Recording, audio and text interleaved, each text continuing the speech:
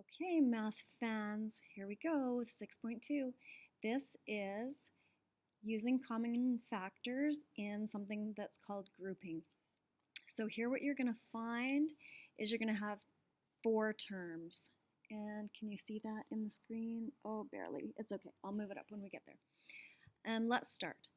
In example 1, they want you to remove the greatest common factor, and you'll notice that, oh, it's a little binomial. It's a group of two terms, so that's fine. We can remove it. So remember, we're thinking divide out what's common. 4a plus 1 comes out front.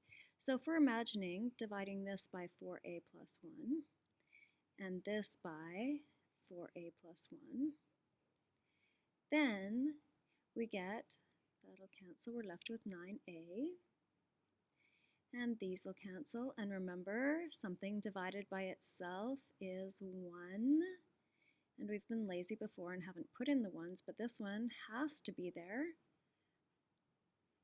and there we go. So, B part, we're looking, oh, our a minus 2, or sorry, a minus 6, that's the same. Let's factor it out, front, a minus 6. And now here, divided by a minus 6, that looks like a b. A minus 6 will leave us with 3a, because a minus 6 divided by a minus 6 will be 1. Take away a minus 6 divided by a minus 6 will be 1, and we'll just have the 9.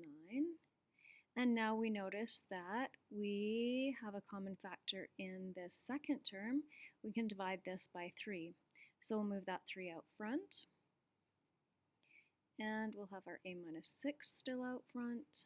And then divided by 3 will be a. Negative 9 divided by 3 will be negative 3. And we're done. Okay, D part. Here we see that our brackets are almost the same. We could make this part the same by dividing both of these by a negative, factoring that negative out front is really what we're doing, and combining it with the negative 4. Because if I look, I've got negative x, and this is positive x. And I've got positive 3, and this is negative 3. So if I divide by negative 1, divide by negative 1 in my mind, then this step, and I'll write it. You won't write this one every time, you'll just do it, but I'll write it for the first one. So 20x and x minus 3. And then we're going to do minus 4, and we're going to divide out a negative 1, and we'll have negative 3 plus x. This will combine together, and you will write 20x, x minus 3, plus 4, negative 3 plus x. Or if you wanted to switch it around so it looks the same, you could. Then, now we're looking, oh, I have a common factor with the brackets. So x minus 3, factor that out front, and we're left with 20x plus 4. And I'm always looking for more factoring, so here I'm noticing that I can take out a 4. That would be common to that bracket. So 4 out front, x minus 3 stays. Divide by 4 is 5x. Divide by 4 is plus 1. And we're done. Okay. So there are your notes for grouping. Pause the video and write those down. And now let's move on. So if we're actually doing the grouping now, let's go to example E at the bottom and we'll do the rules. And you should watch the video and then you should pause and you should try it, and then you should re-watch the video and see if you were thinking the exact same thing as me. So we're going to underline the first pair and the last pair. We're going to factor out what's common. So a p is common to both of those. Divide by p and divide by p. Here I can factor out a negative s. So negative s divided into this term is going to give me a q. And negative s divided into the second term will give me plus r. And that's what I'm looking for. My brackets are the same. Had I chosen to just take out an s at the beginning, I would have found that I had a situation similar to this, where I almost had the same thing and needed to factor out the negative. And now we're right back at this spot up here.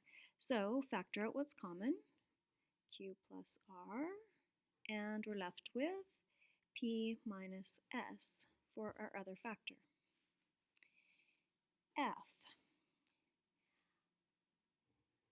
Here and here.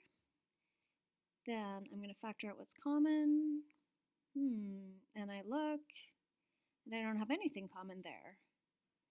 And I look here, I could take out a 3x, but if I took out a 3x, I would have a 5y squared, which wouldn't be the same as that anyways. And this is where this step comes in. Sometimes you have to rearrange.